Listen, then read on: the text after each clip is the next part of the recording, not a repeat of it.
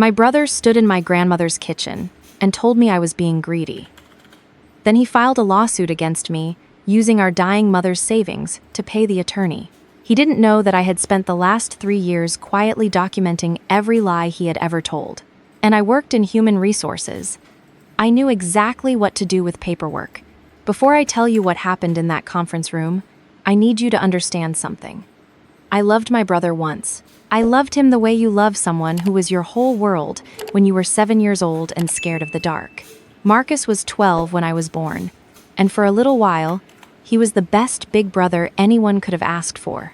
He taught me to ride a bike in the parking lot of our apartment complex. He sat outside the bathroom door the first time I got food poisoning and talked to me through the wood until I fell asleep on the tile. I have those memories. I will always have them. But memories are not deeds. And a deed is exactly what this fight was about. I need you to know who I am too, because it matters. My name is Sophia, and I am 31 years old. I have been working since I was 16, cashier at a grocery store, then a waitress, then a part-time office assistant while I put myself through college on scholarships, and a work-study program that had me filing enrollment documents at 6 in the morning before my 8 o'clock classes. I graduated with a degree in organizational psychology, and I built a career in human resources at a mid-sized logistics company in Charlotte, North Carolina. I know employment law, I know how to read contracts. I know how documentation works, how paper trails are built, and how they are destroyed. That knowledge is the reason I am standing in my own home today instead of losing it to a man who hasn't held a steady job in 4 years. My grandmother, Nana Ruth, was the kind of woman who made everyone around her feel like they were exactly where they were supposed to be. She had a house in Gastonia, a small 3-bedroom with a garden out back where she grew tomatoes and collard greens, and every summer she'd make jam from the wild blackberries along the fence. She was 82 years old, sharp as a tack until her final year, and she had opinions about everything. She also had very clear opinions about her estate, which she had put into a formal will with an attorney in 2019. I know this because she told me herself, sitting at her kitchen table with a cup of sweet tea, the summer before her health started to decline. She said, "Sophia, I'm giving you the house. Your mother has her own place. Marcus has had everything I could give him and he never held on to it. You are the one who will take care of it. You are the one who will keep this family's roots in the ground." She left me the house. She left my mother a small cash inheritance and her jewelry. She left Marcus her car, a 2017 Honda Civic that was paid off and in good condition. It was all documented, all legal, all notarized. When Nana Ruth passed away in February, quietly, in her sleep, the way she would have wanted, I grieved her with my whole heart. I also followed the legal process, filed the will with the probate court, and began the process of having the property transferred to my name. Marcus called me 3 days after the funeral. I was still in Gastonia, still sleeping in my old bedroom at Nana's house, still waking up expecting to smell her coffee. He didn't call to check on me. He didn't call to share in the grief. He called to tell me I had stolen his inheritance. I sat on the edge of the bed in the dim morning light and held the phone to my ear and listened to him tell me that Nana Ruth had been manipulated, that she had been in a vulnerable state when she wrote the will, that he had always been her favorite grandchild, and everyone in the family knew it, and if I thought he was just going to stand by while I took what was rightfully his, I had another thing coming. His voice was the voice of a man who believed completely in his own version of events. "Marcus," I said, "she wrote the will in 2019. She was completely healthy. I didn't even know what was in it until she died." "That doesn't matter," he said. "I'm contesting it." And then he hung up. I put the phone down and sat very still. Outside the window, the blackberry bushes along the fence were starting to show the first green buds of spring. I thought about Nana Ruth saying my name in that kitchen, her hands wrapped around her mug, the certainty in her voice. I thought about how long she had worked to own that house. I thought about the fact that Marcus had lived in it rent-free for 2 years in his late 20s when his first business failed, and she never asked him for a dime. I was sad for exactly 4 hours. Then I opened my laptop and started building a file. Here is what you need to understand about my brother to understand what came next. Marcus is the kind of person who has always had an explanation ready. Every failure in his life, has been someone else's fault.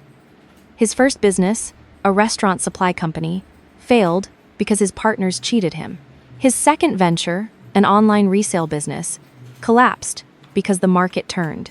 His marriage fell apart because his ex-wife was controlling. He lost a sales job at a tech firm because his manager had it out for him. There was always a story, always a villain, always a reason that had nothing to do with Marcus himself. My mother believed every single one of them. She was the engine behind his explanations. She validated each one, repeated each one, and over the years built a world in which Marcus was a man perpetually done wrong by circumstances and cruel people. I loved my mother. I want to make that clear. But loving someone does not require you to be blind to who they are. And my mother, Diana, had spent 31 years managing Marcus's emotions, and somewhere along the way had stopped seeing mine at all. When I graduated college with honors, she cried and said she was proud. Then she spent dinner talking about whether Marcus's new business idea might finally be the one that worked out. When I got my HR certification, she said that was nice, and asked me if I had talked to Marcus lately because he seemed stressed. I had learned not to expect her in my corner. What I had not expected was to find her in his. The lawsuit papers arrived 6 weeks after the funeral. They were sent by an attorney named Gerald Finch, a solo practitioner out of Charlotte, who specialized in probate disputes. The complaint alleged that Nana Ruth had lacked the testamentary capacity to create a valid will due to cognitive decline, and that I had exerted undue influence over an elderly woman to secure a significant asset at the expense of other family members. It further alleged that as her closest family, Marcus had a legitimate expectation of inheritance that the will had unlawfully circumvented. I read the document twice. Then I checked the retainer amount that Marcus would have needed to file it. Attorney fees for a probate contest ran anywhere from $5,000 to $20,000 just to start. Marcus had been unemployed for 8 months. He had no savings.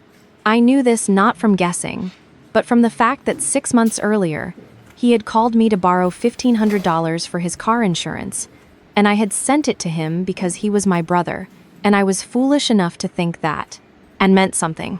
So where did the money come from? I called my mother. She answered on the second ring, her voice careful in a way that told me she already knew why I was calling. "Mom," I said, "did you give Marcus money to hire an attorney to sue me?" There was a long pause. "Sophia," she said, "he deserves a chance to make his case. You know how important that house was to him." I sat with that for a moment. "He deserves a chance," she said.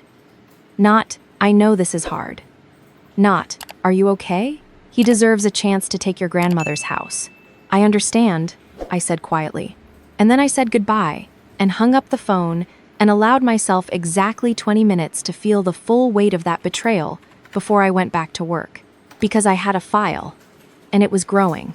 The discovery I made about my brother was not something I stumbled across by accident. It was something I had suspected for a long time. Something that lived in the back of my mind as a quiet wrongness I had never fully examined. It started 2 years earlier at a family Christmas gathering, when Marcus mentioned, offhandedly, that he was receiving disability benefits due to a back injury he'd sustained at his previous job. He said he could barely walk some mornings. He said the doctors had told him he might never be able to do physical work again. My mother made sympathetic sounds and refilled his plate. I watched him carry a 40-pound bag of firewood to the back porch 20 minutes later without breaking his stride. I didn't say anything then. It wasn't my business. But I noticed. Over the following months, I noticed other things. He had filed his injury claim with the workers' compensation insurance through his former employer, a regional shipping company called Hargrove Logistics.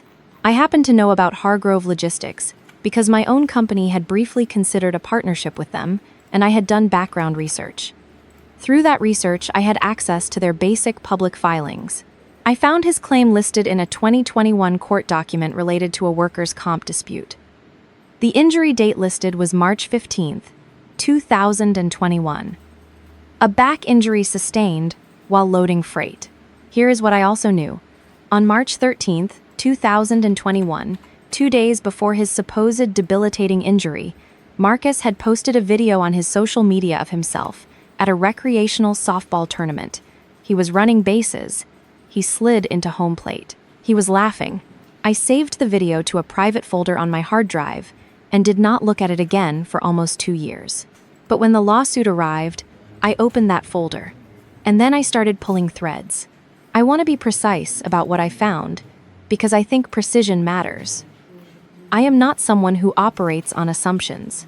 I am someone who reads documents, who cross-references dates, who understands how systems work, because understanding systems is my profession. Over the next 3 weeks, I worked my full-time job from 8 to 6, and then came home to my apartment and worked another 3 hours each night, building a comprehensive timeline. Marcus's workers' compensation claim had been approved in June 2021. He was receiving monthly benefits for a permanent partial disability affecting his lumbar spine. The payments were being managed through the insurance carrier for Hargrove Logistics. The total paid out over the course of the claim was, when I tallied the monthly figures from the documents I was able to legally access through court filings, approximately $260,000 spread over nearly 3 years. And I had a video of him sliding into home plate 2 days before the injury date. I had photos from his social media, all saved before he eventually locked his accounts, showing him hiking, helping a friend move furniture, and carrying his nephew on his shoulders at a 4th of July party that took place 8 months into his disability claim. I had a neighbor of his, a woman named Carol, who had gone to church with Nana Ruth, and who called me one Sunday afternoon to check in and mentioned, without knowing what it meant to me, that Marcus sure seemed to be getting around fine these days. She saw him jogging down the street just last week. I also had something else. I had his original claim documentation, which I had obtained through a records request. And in that documentation, there was a statement from his former supervisor at Hargrove Logistics, a man named Terry Oakes. Terry Oakes had written that he had personally witnessed Marcus's injury and could confirm it was severe. Here is what was interesting about Terry Oakes. He was Marcus's college roommate. They had been friends for 20 years. He was listed as a guest at Marcus's wedding. He was not a neutral witness. He was a friend, signing a statement. I organized everything into a folder. Timeline. Photographs with metadata showing dates and locations, social media archives, the claim documents, the statement from Terry Oakes and his documented relationship with Marcus, the monthly benefit amounts, the total sum. I gave the folder to my attorney. I had hired a lawyer 2 days after receiving the lawsuit. Her name was Patricia Nguyen, and she was an estate and probate attorney in Charlotte with a reputation for being methodical and relentless. When I explained the situation, she told me what I already suspected. The probate contest was weak. Nana Ruth was evaluated by her physician in 2019, the same year she drafted the will, and was documented as cognitively sharp. There was no basis for claiming lack of capacity. The undue influence argument was equally thin, because I had not even been present at the will drafting appointment. Patricia said Marcus's attorney likely knew this case had limited merit, but had filed anyway, betting I would settle rather than endure the expense and stress of litigation. She is counting on you to blink first, Patricia said. People who bring these claims to contested family estates are almost always gambling that the other party is too emotionally exhausted to fight. Then I told her about the secondary file. She was quiet for a moment after I finished. She said, "Sophia, that is not a card. That is a full hand. My mother called me the week before the mediation. I knew the call was coming because Marcus had been escalating. When it became clear I was not going to simply hand over the property, the pressure campaign began. My mother sent me long messages about family loyalty and how Nana Ruth would have wanted peace, not conflict. An aunt I barely spoke to texted me to say she hoped I would do the right thing. Marcus posted something vague on his social media about people who prioritize money over blood, and 3 family members I hadn't heard from in years suddenly found my phone number. But my mother's call was different from the others. Her voice was not angry, it was frightened. And that frightened me too, because my mother was not someone who frightened easily. "Sophia," she said, "I need you to think about what this is doing to our family. Marcus is not doing well. He is under so much pressure. If you would just agree to let him have a share of the property, even a small share, this could all be over." I could stop worrying. "Mom," I said, Do you know how much money Marcus has received from his disability claim? She paused. He had an injury, she said carefully. He had a claim, I said. There is a difference. I need you to ask yourself whether you actually know what he has been doing for the past 3 years, because I think there are things you do not know. And when they come out, and they are coming out, I do not want you to be caught in the middle of them. She didn't ask me what I meant. I think somewhere underneath everything, she already knew. She just wasn't ready to look at it yet. The mediation was held in a conference room at Gerald Finch's office, a bland professional suite on the 4th floor of a building downtown. The table was long and oval, and there was a pitcher of water at the center that no one touched. My mother was there, sitting beside Marcus, her hands folded in her lap.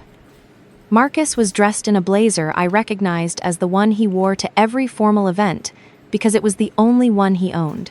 He looked tired and defensive, and certain all at once, the way he always looked when he believed he was about to win.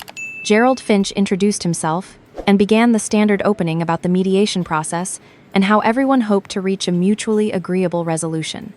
Patricia sat beside me and said nothing.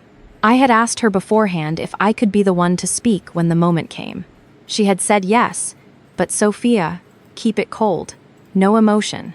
Emotion is noise. Evidence is signal. I kept it cold. Gerald Finch laid out Marcus's position.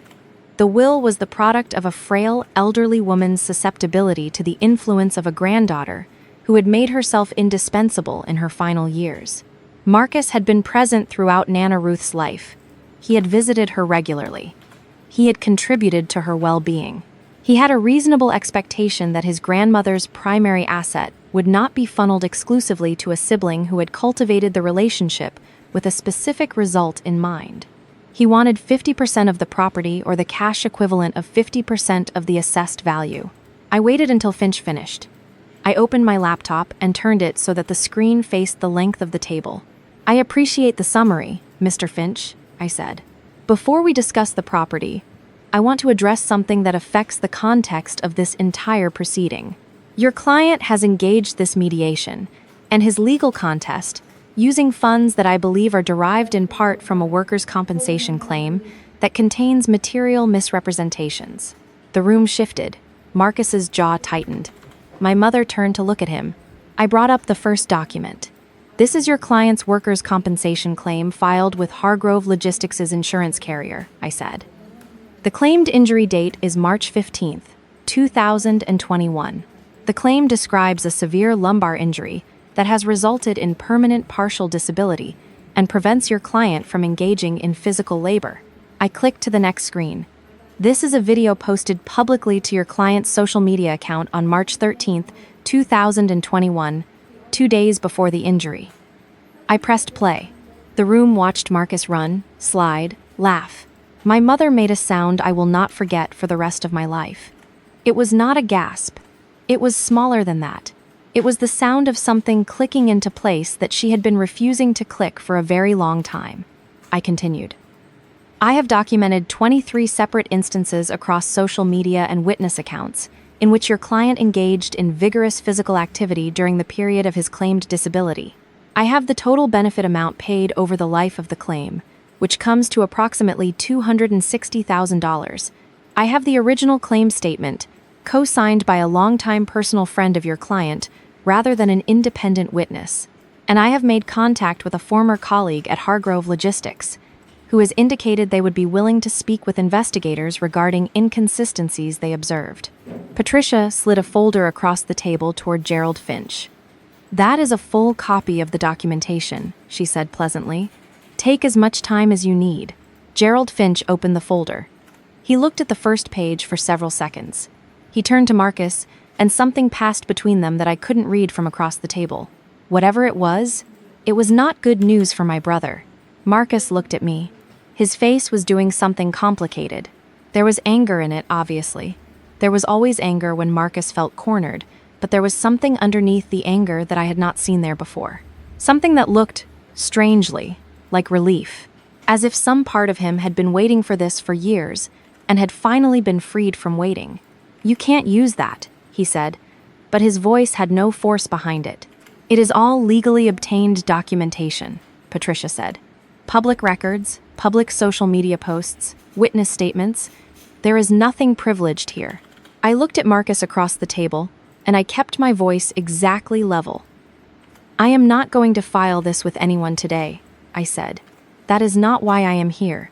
I am here because you filed a lawsuit against me using our grandmother's house as the reason, and I need that lawsuit to go away. If it does not go away, then this file goes to the Workers' Compensation Fraud Division of the North Carolina Industrial Commission and to Hargrove Logistics' insurance carrier, both of which have formal processes for exactly this kind of review. I am also prepared to note that the retainer for this legal challenge was funded by money given by our mother, and I believe she did not have full information about the source of your existing income when she made that decision. My mother stood up. She didn't say anything. She just stood up, gathered her purse, and walked out of the conference room. Marcus watched her go, and something in him seemed to collapse inward, quietly, like a building whose supports had been removed so gradually no one noticed until it was already falling. Gerald Finch asked for a 15-minute recess. It took less than an hour. By the end of that day, Marcus had formally withdrawn the probate contest. Every claim, every allegation, every motion filed against Nana Ruth's will was dropped. The house was mine, cleanly and completely, with no further legal challenge outstanding. I wish I could tell you that was the end of it. That everything resolved neatly and we all found our way to some kind of peace. It didn't work like that. Real things don't. My mother did not speak to me for 2 months. I understood why. She had given her son money to fight me, and then discovered in a conference room that her son had been deceiving her for years in ways she couldn't even fully absorb yet. She needed someone to be angry at, and I was the one who had brought the thing into the light. I didn't push. I sent her a text every 2 weeks. Nothing requiring a response, just a short message. Thinking about you. Hope you're doing okay. I kept my door open without standing in it. Marcus, to my surprise, reached out first. It was a Sunday morning, about 6 weeks after the mediation, and I was sitting on the back porch of Nana Ruth's house, drinking coffee and looking at the blackberry bushes. My phone rang and it was him, and I sat with the buzzing for a long moment before I answered. He didn't apologize right away. He wasn't built that way, and I didn't expect him to be. Instead, he talked. He talked for a long time about the restaurant supply company and how it had actually been him who made the mistake that sank it, not his partners. About how he had felt when the marriage ended, and it had not been his wife's fault, not really.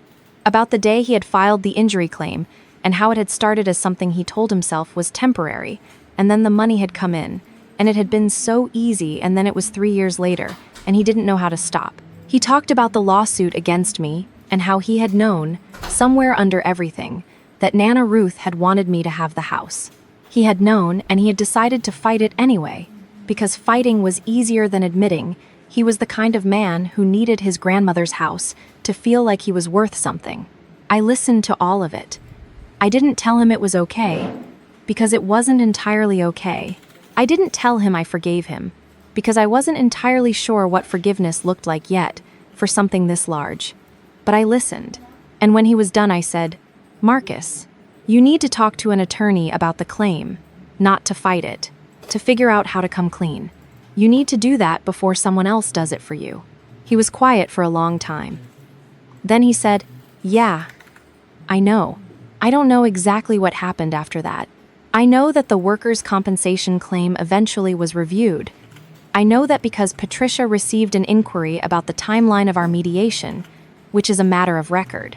I know that Marcus reached some kind of arrangement with the insurance carrier because he told me himself 6 months later, when we had coffee for the first time, that he was on a repayment plan and had taken a job at a hardware store in Concord. He said he'd had to sell the car. I nodded and did not say anything about the car. My mother called me on a Tuesday night in early September. She had been to see her own attorney, she said. She wanted to understand what Marcus had done, all of it, and she had needed someone to explain it to her without any of us in the room. She cried on the phone, and I let her cry. When she was done, she said, "I know I have not been fair to you, Sophia. I know that. I don't know if she fully understands yet what not fair has meant for my life, for the years of being the background daughter, the self-sufficient one, the one whose accomplishments were always the footnote to her brother's needs. Maybe she will get there. Maybe she won't. I am not holding my breath, but I am holding the door. I moved into Nana Ruth's house in October. I painted the kitchen a warm yellow because that was the color she always talked about wanting and never got around to. I replanted the garden in the back with the same varieties she had always kept: tomatoes along the south fence, collard greens in raised beds, and I let the blackberries do whatever they want along the fence line because they were there before any of us, and they will be there after. I built a new shelf in the hallway for her photograph collection, the framed ones she had gathered for 60 years from estate sales and family portraits and magazine clippings of strangers whose faces she found beautiful or interesting. She always said a home should have faces in it, that a home without faces was just a building. I sit on her porch, some evenings with coffee, and I think about what she said to me at that kitchen table. "You are the one who will keep this family's roots in the ground." I think she knew what it might cost. I think she knew the house might become a flashpoint, a reason for people to reveal who they were. I think she gave it to me anyway, not as a test, but as a trust. She trusted me to hold it, and I did. I held it with my hands, and with every professional skill I had ever built, and with the particular kind of cold, precise grief that comes from being forced to stop being someone's daughter and start being your own best advocate. Nana Ruth used to say that the truth does not need your help to stand up. It just needs you to stop sitting on top of it. She was right, as she usually was. I got out of the way, and everything found its level. The house is mine. The roots are in the ground. And for the first time in my adult life, I feel exactly where I am supposed to be. If any part of this story resonates with you, if you have ever been the person in your family who holds things together while others take credit, who builds quietly while others make noise, we would love to hear from you. Tell us where in the world you are watching from, and drop your story in the comments. And if you are new here, welcome to VX Revenge Force. Make sure you subscribe so you do not miss what we have coming next, because we are just getting started.